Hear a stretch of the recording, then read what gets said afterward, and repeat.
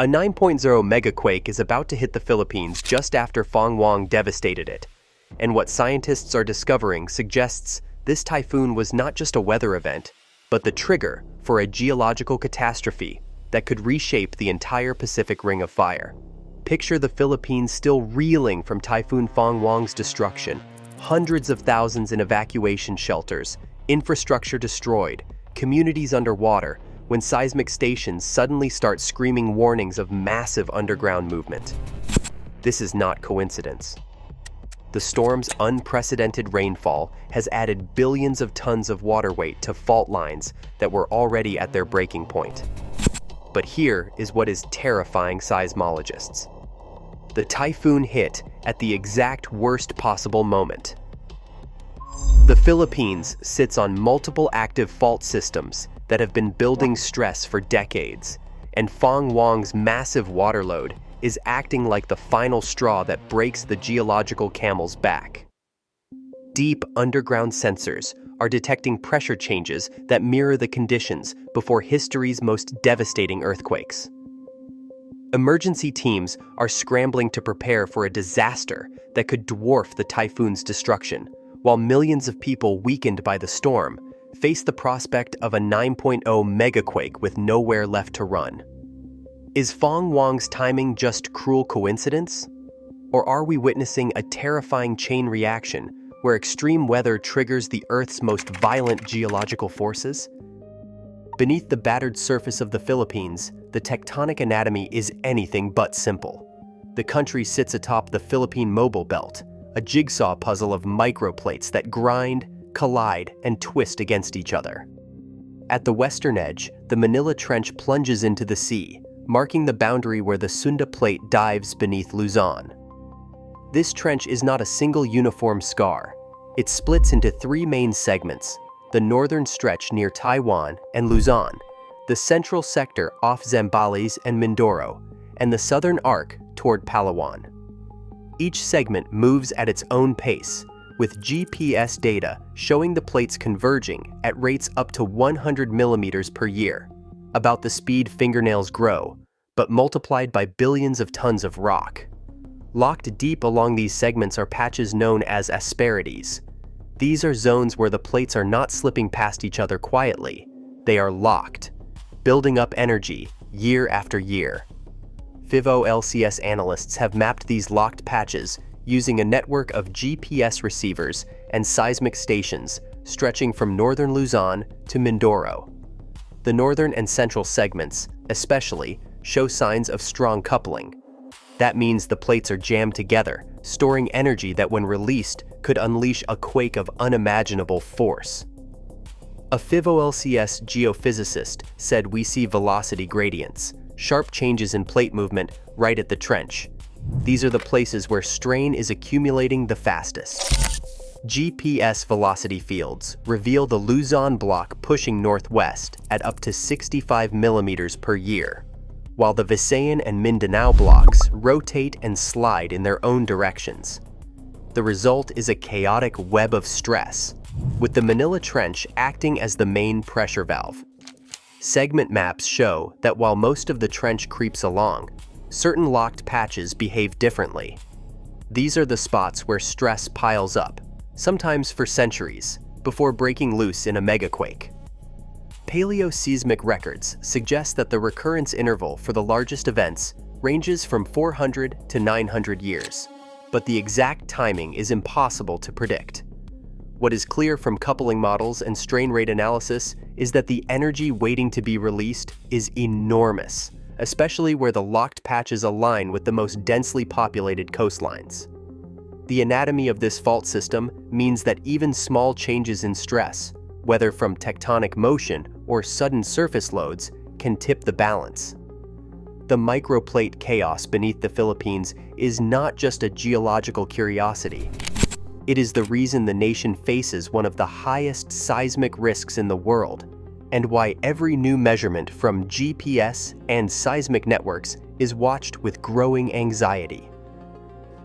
History in the Philippines is written in waves and tremors. The scars left by past earthquakes and tsunamis are carved deep into memory and landscape. In July 1990, a magnitude 7.7 earthquake ripped through Luzon. Concrete buildings folded like paper, highways buckled, and more than 1,600 lives were lost in seconds. Baguio City, once a mountain retreat, became a symbol of devastation as hotels collapsed and entire neighborhoods vanished beneath landslides. Rescue teams worked for days, but the aftershocks kept coming, rattling nerves and flattening what little hope remained. Further south, the night of August 16, 1976, brought terror to Mindanao and the Sulu archipelago. At 12:11 in the morning, a magnitude 8.0 earthquake struck beneath the Moro Gulf. The ground shook violently, but it was the sea that delivered the deadliest blow. Within minutes, a tsunami swept across coastal villages, catching thousands as they slept. Official counts list over 8,000 dead, with entire communities erased from the map. Survivors described a wall of water in the darkness, houses torn from their foundations, and families swept away with no warning. The disaster forced a new understanding of the risks lurking offshore, risks that do not fade with time. Long before modern records, Manila itself was no stranger to ruin.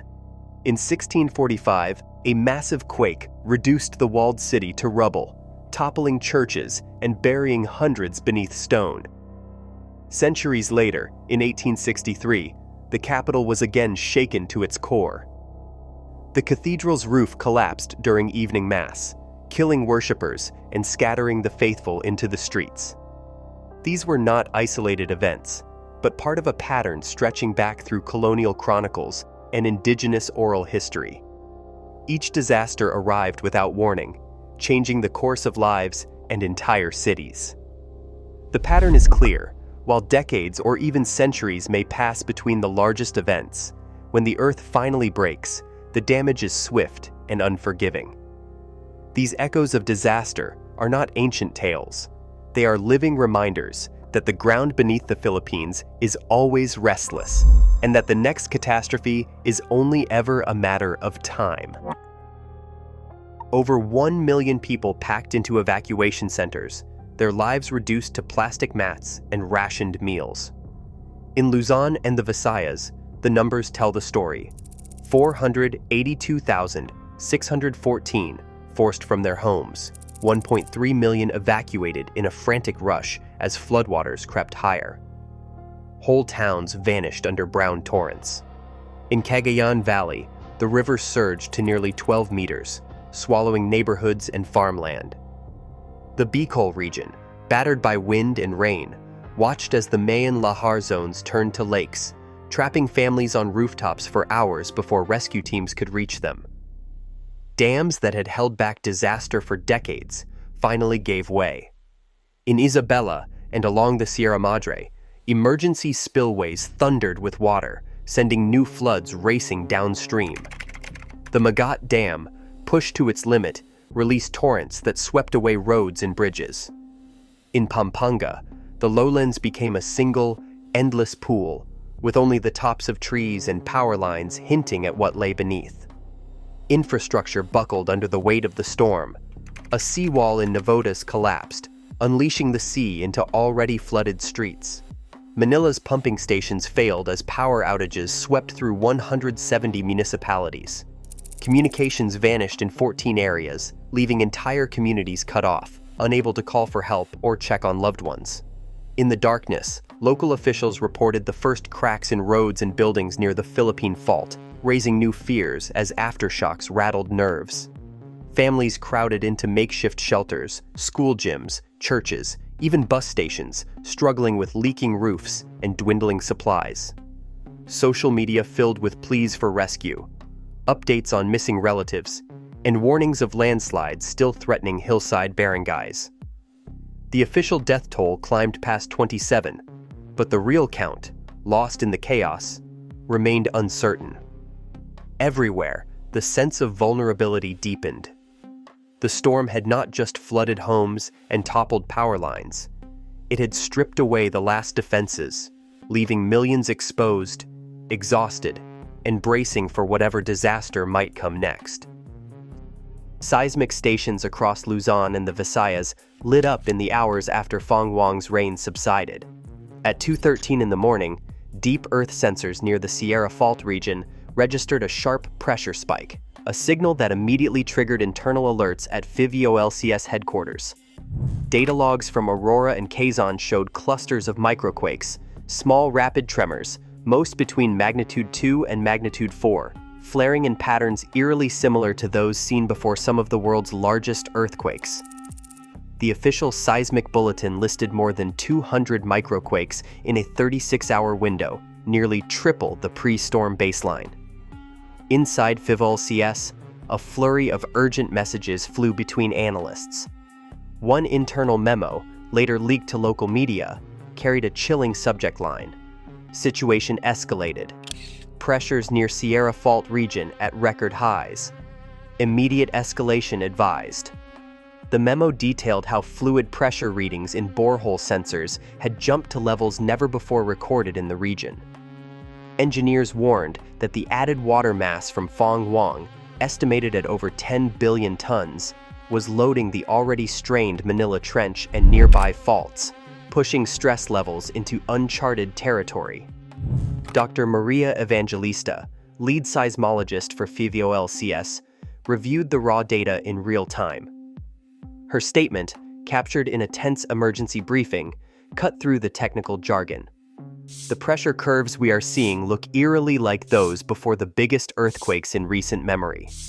This is not normal post-storm noise. We are watching the system approach a critical state. The microquake swarm was not just an academic curiosity. Each tremor represented the fault system flexing under the immense weight of new water and the shifting stress fields below. Analysts debated whether these were harmless aftershocks or the first ripples of something far more dangerous. The timing of the spike, just as the last floodwaters reached their peak, added to the sense of alarm. As the alerts stacked up, a rift began to form among the country's top earthquake experts. Some called for immediate public warnings, citing the memo's language and the unprecedented sensor data. Others urged caution, worried about inciting panic without clear evidence of an imminent megaquake. For families sleeping in crowded shelters, the technical debate was invisible.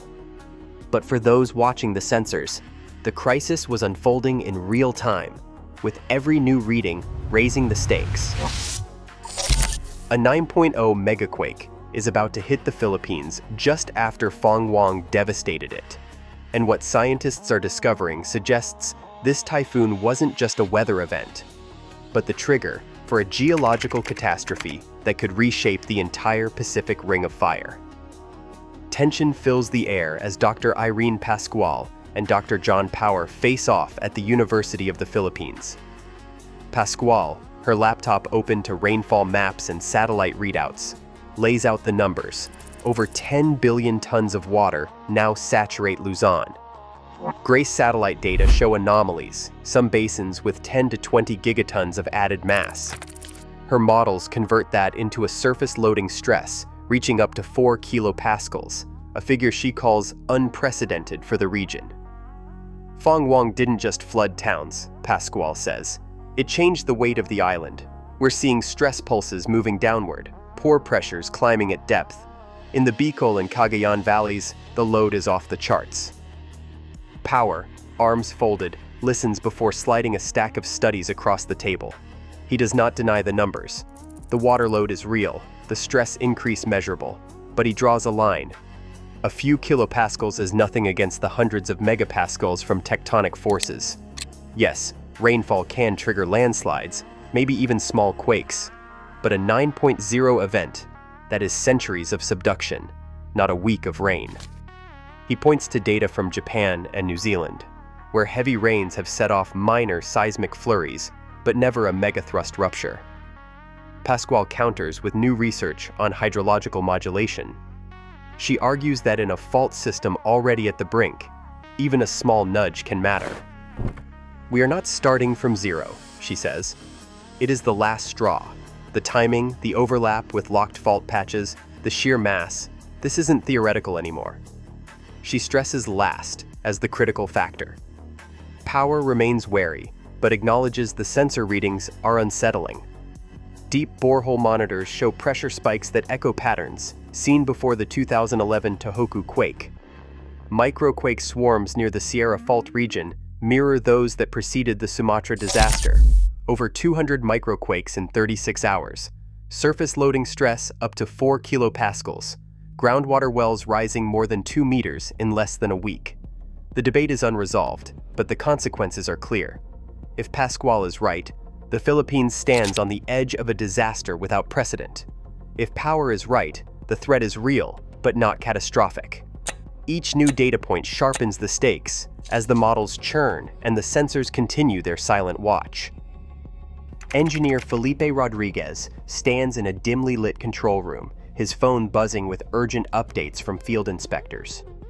Across Luzon, the Department of Public Works and Highways rapid assessment teams have flagged more than a dozen bridges as structurally compromised, Mabini, Jones, and Ayala among the most critical. Their concrete piers, already weakened by days of pounding floodwater, now show fresh cracks and scouring at their bases. Rodriguez's voice cuts through the static. If the ground shakes, these spans won't last. First failure will be the bridges, then telecom lines go dark. Telecommunications engineers echo his anxiety. Fiber optic cables, lifelines for emergency response, run beneath rivers and across the Manila Trench. The East Asia crossing and domestic trunk lines, already stretched by storm damage, are at risk of snapping with even minimal ground shift. In the event of a rupture, communications across Metro Manila and Western Luzon could be severed for weeks. A confidential memo from a telecom watchdog group warns, a single event could isolate millions.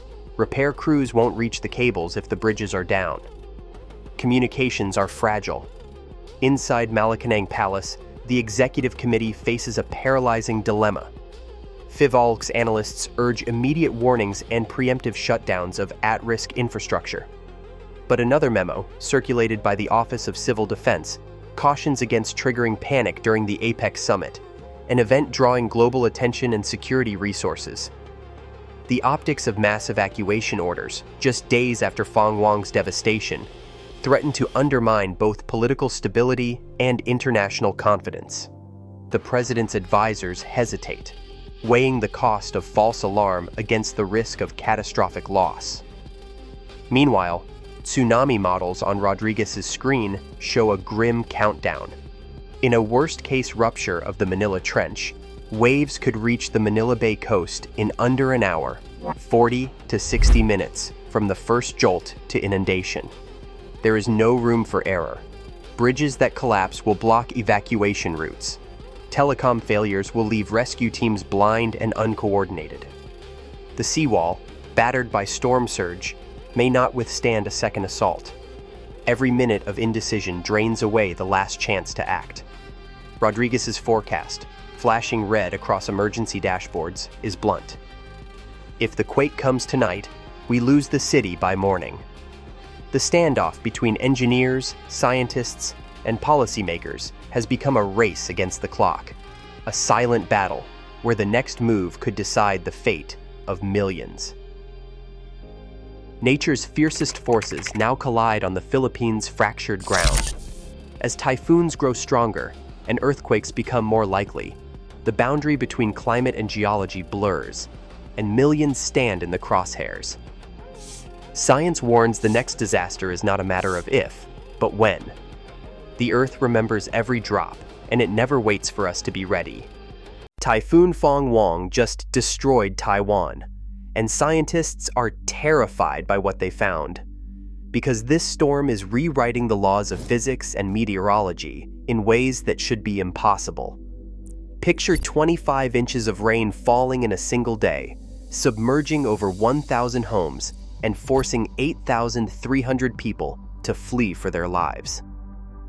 The harbor town of Suao just recorded the most rainfall in Taiwan's history, while 51 people lie injured and entire regions remain underwater. But this is not just another devastating typhoon. This is a weather phenomenon that is behaving in ways that have meteorologists completely baffled. Here is what is shocking scientists. Fong Wong maintained its destructive power for far longer than any storm should be able to, and satellite data shows it is generating rainfall patterns that do not match any known atmospheric models. The storm is somehow extracting moisture from sources that should not exist, creating a self-sustaining weather system that defies every prediction. Even more terrifying, seismic stations detected unusual underground activity directly beneath the storm's path, suggesting Fong Wong might be interacting with geological forces in ways never seen before. Is this just a freak weather event? Or are we witnessing the birth of a new type of superstorm that could make traditional typhoons look like gentle rain showers? Typhoon Fong Wong's very birth set off alarms across the meteorological world. November is supposed to be the quiet season for typhoons in the Western Pacific. Statistically, only a handful of storms ever form this late. Fong Wong is the 26th named system of the 2025 season, but its November 3rd genesis puts it among the rarest of outliers. The last time a typhoon struck Taiwan, this deep into autumn, was nearly 60 years ago. Dr. Chia-Sing Wang from Taiwan's Central Weather Administration put it simply: "We have entered meteorological terra incognita. Fong Wong is a storm that shouldn't exist. Late-season storms face cooler northern winds and usually weaken quickly, but Fong Wong defied every expectation.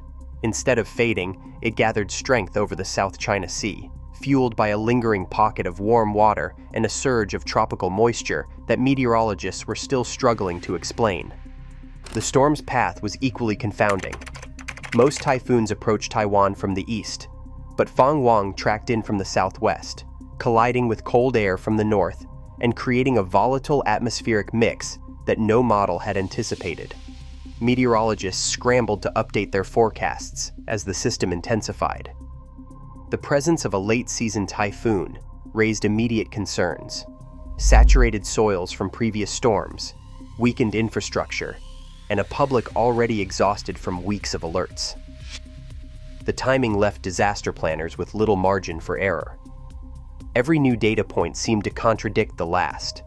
Model runs projected weakening, yet satellite images showed a tightening eye and expanding rain bands. By the time Fong Wong approached Taiwan, it had already rewritten the odds. The statistical rarity of its formation, combined with its unexpected path and stubborn intensity, left scientists not just surprised, but uneasy. This was not just another storm. It was a warning sign that the boundaries of typhoon season and the rules that govern it might be changing before our eyes. Forecast models, once trusted to guide every typhoon season, began to crack under the pressure of Fong Wong's unpredictability. For decades, Taiwan's meteorologists relied on the European Center for Medium-Range Weather Forecasts, the Global Forecast System, the Japan Meteorological Agency, and their own high-resolution weather research and forecasting model. These tools have tracked 20 to 25 storms each year, with late-season events fading quickly, rarely threatening land. In 2025, the rules changed. Soils across Yilan and Hualien were already saturated from a relentless parade of storms. The models, tuned to decades of historical data, simply could not keep up. Hours before landfall, model runs projected a weakening system and moderate rainfall. Yet ground stations in Suao and Donggaoling began reporting hourly totals that dwarfed forecasts: 82 millimeters in a single hour, 164 millimeters over 3 hours. Satellite rainfall retrievals painted a different picture from the models, showing convective bands regenerating over the same mountain slopes, hour after hour. By midnight, the Central Weather Administration radar mosaics revealed persistent rain cores that refused to dissipate. Internal chat logs captured the mood. Staff said, "We have never seen sustained rain like this post-landfall. Our models are failing." The strain was visible on every forecast desk. Dr. Chia-Sing Wang, usually measured, was blunt. He said, "This is not just a flood. This is a time when the very roots of our meteorological models are being questioned."